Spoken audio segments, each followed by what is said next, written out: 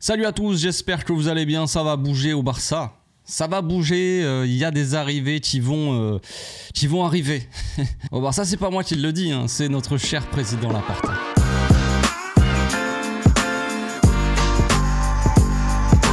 Au passage, n'hésite pas à nous rejoindre si c'est pas encore fait et à partager la chaîne autour de toi, ça fera plaisir à tonton. Ça bouge au Barça.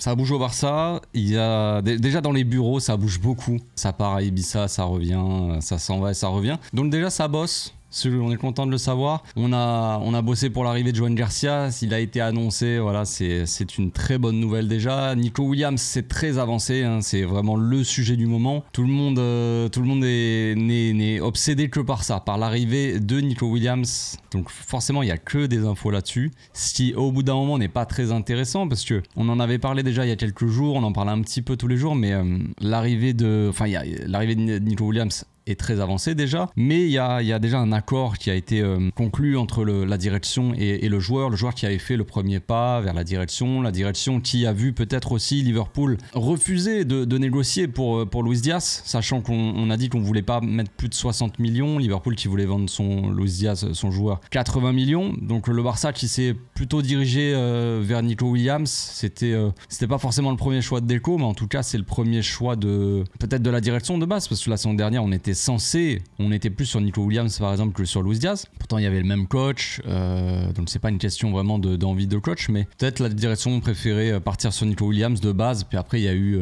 le refus, tout ça. Les joueurs de toute façon on sait aussi, on sait que Lamine Yamal, tout ça, enfin il a pas mal de potes au sein de l'équipe du Barça, Nico, donc forcément ça pousse aussi de ce côté-là. Tout ça on en avait déjà parlé il y a quelques jours. Fabrizio a dit aujourd'hui, mais enfin il me semble que l'info était déjà sortie comme quoi le Barça s'était mis d'accord sur un contrat de 6 ans avec Nico Williams, avec un salaire déjà conclu, on va dire, enfin déjà décidé, de 12 millions bruts si je me trompe pas, la saison dernière, il s'était déjà mis d'accord, et en fait le Barça lui a proposé à nouveau le même contrat, mais soi-disant, bon ça m'étonnerait un petit peu, mais Nico il serait prêt même à baisser le salaire, l'accord qu'il avait eu la dernière fois pour pouvoir être enregistré, bon ça, ils nous le ressortent à chaque mercato, tous les médias ils nous le disent à chaque fois, le joueur est prêt à baisser son salaire pour venir au Barça, et puis à chaque fois on nous dit on a quand même des gros salaires, donc du coup est-ce que les joueurs baissent leur salaire ou est-ce qu'ils baissent autre chose? Je plaisante. Il y a la volonté de signer Nico Williams, mais avant tout on en avait parlé aussi, il faut libérer un petit peu d'espace dans la masse salariale. Les joueurs dans la ligne de mire de la direction pour libérer justement cette masse salariale, c'est, on le sait déjà, Ansu Fati, Pau Vitor aussi, qui n'a pas eu de temps de jeu cette saison. Je pense qu'il va y avoir pas forcément une vente, hein, mais peut-être un prêt ou une vente avec l'option de rachat, j'en sais rien. Peut-être un prêt de Pau Vitor de 1 ou 2 ans, qu'il aille jouer dans une équipe et puis après on verra. Ansu Fati c'est délicat, ça parlait d'un prêt au départ, puis après ça parlait d'une vente avec une option de rachat. Maintenant ça parle d'un prêt avec l'option d'achat. Enfin, c'est un peu compliqué. Ça fait très longtemps que Monaco et Ansu Fati, les deux sont liés. Et puis pour le moment, ça n'avance pas tant que ça finalement. Donc est-ce que vraiment Ansu Fati ça va tomber à l'eau, il va encore rester au club et il n'aura pas de temps de jeu, tout ça? Ça serait quand même dommage, sachant que Monaco normalement ils ont l'argent pour prendre en charge le salaire, logiquement, de Ansu Fati, en tout cas une bonne partie du salaire, mais eux c'est pas vraiment ce qu'ils veulent, ils veulent pas prendre tout le salaire d'Ansu Fati en charge parce que il est d'après eux un peu trop élevé, mais oui d'après moi aussi il est trop élevé. Donc à part Ansu Fati et Pau Vitor, il y a aussi Pablo Torre qui devrait faire ses valises, peut-être en prêt, hein, évidemment pas forcément une vente. Iñaki Peña aussi qui pourrait être vendu. Oriol, El Grande Oriol Romeu qui devrait repartir, peut-être même être libéré de son contrat. Je pense pas qu'on va le vendre parce que qui voudrait acheter le GOAT, c'est compliqué. Et puis pour finir, Christensen et Ter Stegen. Voilà, c'est les joueurs qui seraient sur la liste pour faire de la place. Ter Stegen, ça serait assez logique, lui qui n'a pas de place. On en a parlé aussi hier, à voir si la direction va avoir une discussion, en tout cas le coach. Est-ce que Flick va avoir une discussion avec Ter Stegen et lui dire vraiment il est temps de t'en aller, Marc-André?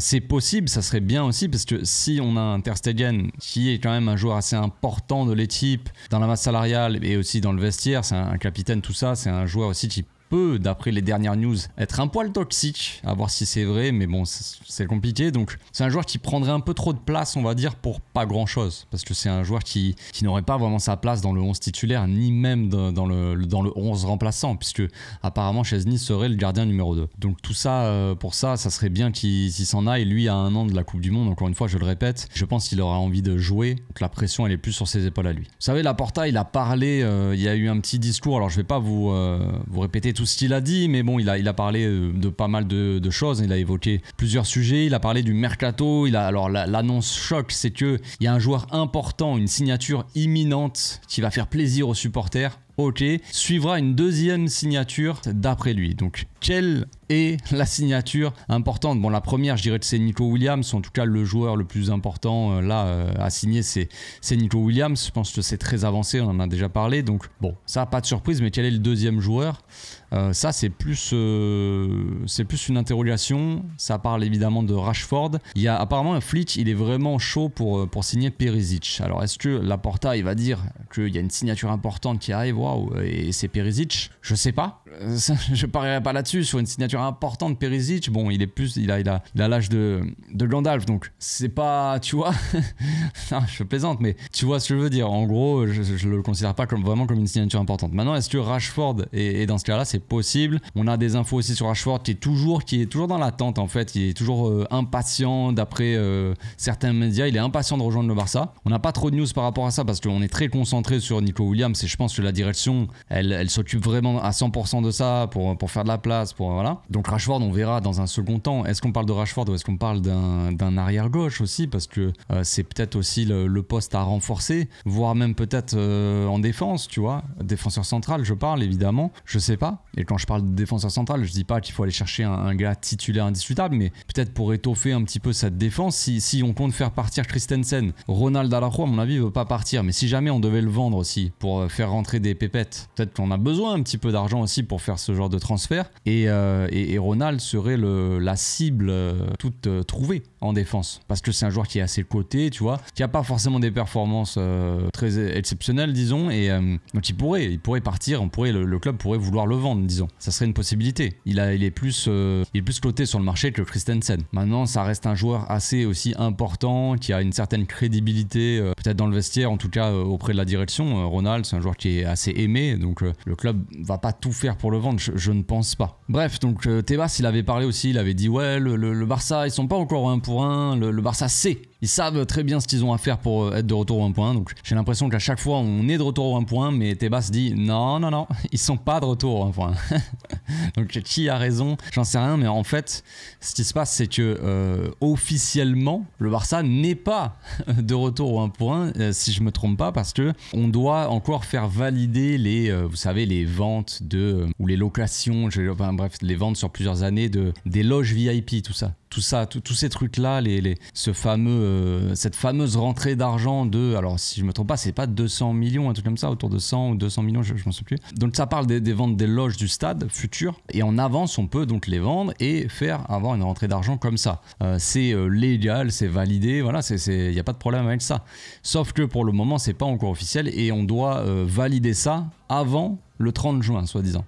Donc là, dans une dizaine de jours. Sachant que le mercato, les gars, je sais qu'il y en a beaucoup qui sont impatients. Ouais, ça met trop de temps, Nico Williams. Les gars, le mercato, officiellement, il ouvre le 1er juillet, le mercato. On est le 19 juin. Calmons-nous, on va pas faire les mecs impatients. C'est pas comme si Nico Williams, on l'attendait et qu'on était le 31 août, tu vois. Là, je dirais, ouais, bon les gars, dépêchez-vous, non? Mais on est le 19 juin. Donc soyons patients. Je pense que Nico Williams, si on arrive à bien bosser et tout se passe comme prévu, on arrivera peut-être à le faire venir avant la pré-saison, ça serait vraiment parfait. Donc en gros, Laporta, lui, il considère qu'on est déjà de retour au 1.1 parce que il valide déjà le truc. Il se dit, dans sa tête, il a comptabilisé la vente des loges VIP et le départ de certains joueurs aussi. Dans sa tête, Ansu Fati, ça va se faire. Peut-être Pablo Torre, des joueurs comme ça aussi, des joueurs qu'on a déjà aussi vendus ou certains où on a des pourcentages à la revente. Enfin, tous ces départs-là, ces transferts un peu lointains qui nous rapportent un petit peu d'argent, tout ça. Lui, il considère que tout ça, ça nous fait rentrer au 1 pour 1, tu vois. Et ça, Tebas, il le considère pas parce que c'est pas encore rentré vraiment officiellement dans les comptes et tout ça. Donc encore une fois, bon, c'est Laporta qui le dit, donc accrochez vos slibards parce que on sait jamais ce qui se passe avec Laporta, vous le savez très bien. Des fois, il annonce des trucs, il aime bien enjoliver les choses, disons, emballer tout ça avec un beau papier cadeau, mais des fois, la réalité est un peu tout autre. Tu ouvres le papier cadeau et ça sent pas bon dedans. Donc en gros, pour être de retour au 1 pour 1, faut valider la vente des loges, la VIP, des sièges VIP. Et apparemment, faut générer un peu d'argent quand même. Donc ça parle de vente, tout ça. C'est ce qu'on a dit un petit peu avant. Faudrait générer 15 ou 20 millions, un truc comme ça. D'après certains médias espagnols, donc est-ce que c'est des chiffres exacts? J'en sais rien, mais en gros, va falloir quelques départs. Vraiment officiel. Est-ce que ces départs-là doivent... Par contre, ça, j'ai pas vraiment l'info, peut-être pas en détail, mais est-ce que ces joueurs-là, ces départs-là, ces ventes-là, cet argent généré doit arriver avant le 30 juin pour rentrer dans les comptes et valider pour la saison prochaine? Je sais pas. Si c'est le cas, ça va falloir aller très très vite et trouver des solutions pour les joueurs. Va falloir être très rapide concernant Ter Stegen. Va falloir, par exemple, vendre Iñaki Peña. C'est sûr que ce joueur-là n'aura pas sa place la saison prochaine, donc il faut activer les départs comme ça qui sont sûrs. Après c'est vrai que certains départs comme même Christensen, Ronald Araujo, certains comme ça, bon c'est compliqué parce que c'est des joueurs qui peuvent être importants pour l'équipe. Ter Stegen il n'a pas sa place, Iñaki Peña n'a pas sa place, Pablo Torre, Pau Vitor, Ansu Fati, ils n'ont pas leur place. Donc tous ces départs là il faut les activer assez rapidement, trouver des solutions vite parce que le temps compte les amis. Le temps file à toute vitesse. Bon, Laporta, il a parlé aussi du retour au Camp Nou. Il a dit que normalement, en septembre, on sera de retour. Ça me paraît un peu compliqué en vrai, parce que vous savez, hein, moi j'habite à côté du stade et je le vois tous les jours. Et bon, alors vu que je le vois tous les jours, je vois pas une grosse avancée, parce que bon, c'est des petits détails. Alors quand on regarde un petit peu en détail, on voit quand même que ça avance. Et puis quand on regarde surtout de l'intérieur, en fait, c'est l'intérieur, il est très trompeur. L'intérieur et l'extérieur. Quand on vous montre des photos avec le Barça qui mettent sur les réseaux sociaux ou quoi, ils mettent des photos de l'intérieur, t'as la pelouse, t'as les sièges dans les gradins, tout ça, et tu dis, ouais, t'as presque l'impression que le stade, c'est bon, il est prêt, tu vois. Quand tu regardes de l'extérieur, t'imagines mal comment des gens vont pouvoir accéder au stade, parce que le truc, c'est un chantier total. C'est barricadé, c'est fermé le chantier évidemment, mais il y a des trucs, des grues partout, il y a des trucs, enfin, tu te dis comment, par où on va rentrer. Moi je veux bien être dedans et être posé sur les sièges parce que ça a l'air d'être possible ça. Mais pour rentrer, est-ce qu'il faudra rentrer avec un casque, des chaussures de sécurité, un gilet orange? Tu vois, t'as l'impression que si on devait rentrer là dans quelques mois, on devrait rentrer avec un casque. C'est à tout moment, il y a un truc qui nous tombe sur la tronche. Bref, j'en rigole, mais je sais pas trop. Peut-être que le club va avancer de fou. Il va y avoir peut-être une entrée qui sera prête, une seule. Et tout le monde passera par là et ça sera un peu compliqué, un peu galère, mais ça sera comme ça dans un premier temps. J'imagine que ça va être un truc dans le genre parce que l'extérieur, il semble vraiment pas prêt du tout, les gars. Moi, je vous le dis honnêtement, voilà. Il y aura un match test en août pour le trophée Jumper. Alors là, les gars, je vous le dis, j'y serai. Il y a pas intérêt, il y a pas moyen. Pas moyen que je loupe ça.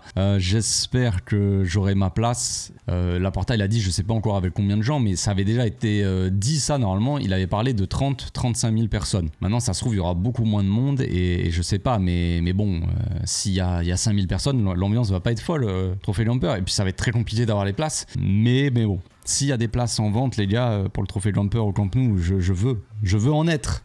Évidemment. Et on va finir cette vidéo actu avec certains départs. Vous savez, l'équipe B, elle a vécu un moment compliqué cette saison, une saison compliquée. Je pense que l'équipe B, elle a été déjà un peu laissée à l'abandon, déjà. Je le dis clairement, c'est ce que j'avais dit déjà cette saison. Il n'y a pas eu des bons choix, il n'y a pas eu vraiment un réel remplacement de coach. Marquez, il est parti. Là, Marquez était un très bon coach. Il avait posé les bases de son projet, tout ça. Il avait fait des bonnes choses. Il a été appelé avec sa sélection du Mexique. Il ne pouvait pas forcément refuser. Lui qui avait des ambitions quand même assez élevées, il voulait devenir potentiellement coach du Barça, même à la place de Xavi, ou aller coacher une plus grande équipe, passer au niveau supérieur. Ça a été le cas avec sa sélection, je sais pas comment il s'en sort, mais en tout cas, voilà. Et au lieu de le remplacer vraiment par un coach, en gros, on a pris son adjoint qui était là et on l'a mis coach. Ça n'a pas fonctionné, très clairement, ça n'a absolument pas fonctionné. Et le Barça a plongé au fin fond du classement et après trop tardivement, hein, trop tard, on a décidé de changer de coach, mais il fallait le faire avant de limiter la casse. C'est ce qu'on avait fait un petit peu avec Koeman, par exemple avec l'équipe première. Alors certes, on peut pas comparer l'équipe première et l'équipe B, c'est pas la même chose en termes de revenus et tout, ça serait une catastrophe de finir je sais pas combien, mais quand Koeman on s'est retrouvé à la 9e place ou quelque chose comme ça, on a changé de coach.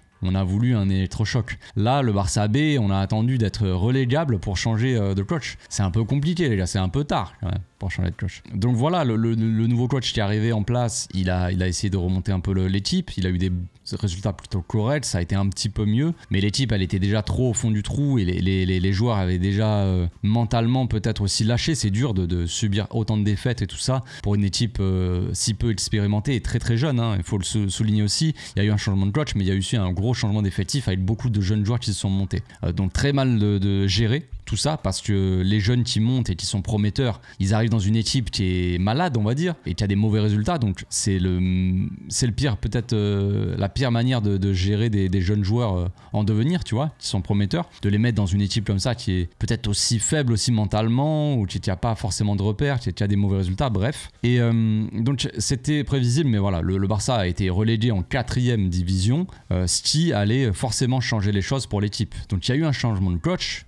Belletti qui a tout gagné avec les juvéniles A, il a gagné la Youth League, il a gagné le championnat, il a gagné la Coupe d'Espagne, grosse saison pour les juvéniles A. Il a été nommé avec l'équipe B, à la tête de l'équipe B. Donc ça c'est une très bonne nouvelle pour la B, parce que c'est un coach qui est très intéressant, qui montre de belles choses. Et nul doute qu'il va se servir un petit peu des juvéniles pour les faire monter peut-être avec l'équipe B et essayer ça va être peut-être plus simple pour eux, parce que la division sera encore plus faible, division 4, mais ça implique le départ de certains joueurs. Et quand on parle de joueurs importants. Il y a déjà Unai Hernandez qui aurait pu être un joueur intéressant à faire monter en équipe A, ça n'a pas été le cas, il est parti en Arabie Saoudite. Maintenant c'est Alex Garrido, j'en avais déjà parlé, j'avais dit que lui il aurait le potentiel enfin disons la qualité technique de monter avec l'équipe A. Le problème c'est son physique, il se blesse souvent, il est peut-être pas encore au point physiquement pour passer le cap de l'équipe A. Et le problème c'est que voilà, vu qu'il n'a pas vraiment eu sa chance, c'était un petit peu évident, mais il va s'en aller, donc il va signer probablement à Eibar qui est en division 2. Donc pour lui c'était vraiment il était déjà presque prêt, c'est comme à l'époque quand Casado il était prêt, j'en avais parlé, j'avais dit il est prêt à venir à faire peut-être le pas avec l'équipe A et à voir comment il s'en sort, mais d'avoir un peu de temps de jeu, d'avoir sa chance. Garrido est un peu dans la même situation, alors je parle pas en termes de talent, d'avancer ou quoi, mais en tout cas il était plus proche de pouvoir monter en équipe A que d'aller descendre en division 4 et de régresser en termes de niveau. Donc c'est pas intéressant pour sa carrière, c'est logique, lui qui est en fin de contrat, donc il n'y aura pas de vente, il n'y aura pas d'argent, il n'y aura rien. Il va juste partir librement. Garrido, on s'en rappelle quand même, il avait démarré avec Xavi en équipe première quand c'était quelle saison? C'était il y a quelques saisons. C'était pas la saison dernière, mais c'était la saison d'avant, je crois. Si je dis pas de bêtises, je m'en souviens plus. Mais bon, voilà, Xavi l'avait déjà fait démarrer et un bout de match comme ça. Mais je pense qu'il avait la qualité. Il a la vista, il a la qualité de passe, la qualité technique, il a vraiment de grandes qualités pour faire des choses. Bon, voilà, c'est d'autres clubs qui vont en profiter. Tant pis pour nous, mais c'est le genre de joueur que j'aurais aimé voir monter. Il n'y a pas que Garrido, il y a aussi Arnaud Pradas, qui n'était pas forcément avec la B, qui était plus avec les juvéniles, mais justement qui n'a pas vraiment eu sa chance non plus. Lui qui a joué... qui jouait en même temps que des Lamine Yamal, des joueurs comme ça. Il n'a pas progressé aussi rapidement aussi, ça il faut le souligner. Évidemment, il y a eu peut-être des problèmes de blessures, il a un peu stagné, on va dire, dans ses perfs. Là, il a fait une bonne saison, Arnaud Pradas, avec les juvéniles. C'est dommage, mais il est en fin de contrat et il a décidé de s'en aller. Donc, deux joueurs comme ça qui ont des potentiels intéressants. Je dis pas qu'Arnaud Pradas ou Garrido deviendraient des joueurs monumentaux et qu'ils auraient sa place tous les jours dans le 11 du Barça, de l'équipe A. C'est pas ce que je dis, mais c'est des joueurs qui ont un gros potentiel et qui sont quand même des joueurs qui peuvent être intéressants pour le futur. Et vu le contexte, tout ça, on n'a pas pu, on leur a pas fait confiance, en tout cas pas assez. Et du coup, ils s'en vont librement. C'est un peu dommage parce que vous savez, le Barça est quand même une machine à fabriquer quand même des bons joueurs généralement, pas que des cracks évidemment, mais il y a quand même pas mal de joueurs de qualité. Et c'est dommage de former des joueurs pour qu'ils partent à la fin librement. Si t'as pas l'occasion de leur donner leur chance, il faudrait quand même un peu plus prévoir des choses, gagner un petit peu d'argent avec notre formation, parce que on a un très bon centre de formation, probablement le meilleur du monde. On produit de très bons joueurs, surtout beaucoup de milieux de terrain évidemment, des milieux de terrain qui peuvent pas tous avoir leur chance au Barça. Même s'ils ont du talent, certains, ils peuvent pas tous avoir leur chance évidemment, donc il faudrait quand même se pencher là-dessus et essayer de générer un peu plus d'argent avec notre centre de formation, parce qu'on peut pas donner la chance à tous les joueurs, ça j'en suis très conscient, mais si en plus ils partent librement, t'as payé leur formation pendant des années pour qu'ils s'en aillent librement, peut-être qu'il y aura un truc de 1 million vous savez, 1 euro symbolique pour payer la formation, mais c'est quand même dommage. Voilà, c'est tout pour cette vidéo actu, j'espère que ça vous a plu. Je sais pas ce que vous pensez de tout ça. Mais j'ai hâte que la saison elle démarre parce que vous savez le mercato c'est un peu fatigant, il y a toujours des actus qui tournent en rond et ça n'avance pas, donc j'ai hâte de voir la pré-saison aussi du Barça, voir les premiers matchs, savoir s'il va y avoir des changements tactiques de Flick, comment les joueurs vont s'adapter, les nouveaux joueurs, qu'est-ce que ça va apporter, tout ça, des nouveaux qui vont monter avec l'équipe première aussi, hein, des jeunes de la B, probablement Geoffrey Torrens par exemple, latéral gauche, on a parlé d'un potentiel arrivée d'un latéral gauche qu'on espérait. S'il n'y a pas de latéral gauche qui monte, on attend de voir un petit peu la pré-saison que peut nous pondre Geoffrey Torrens parce que ça serait quand même... C'est un joueur intéressant. C'est tout ce que j'ai à dire. Donc on se retrouve bientôt avec une nouvelle vidéo. Si la portez-vous bien, passez une agréable fin de journée. Ciao.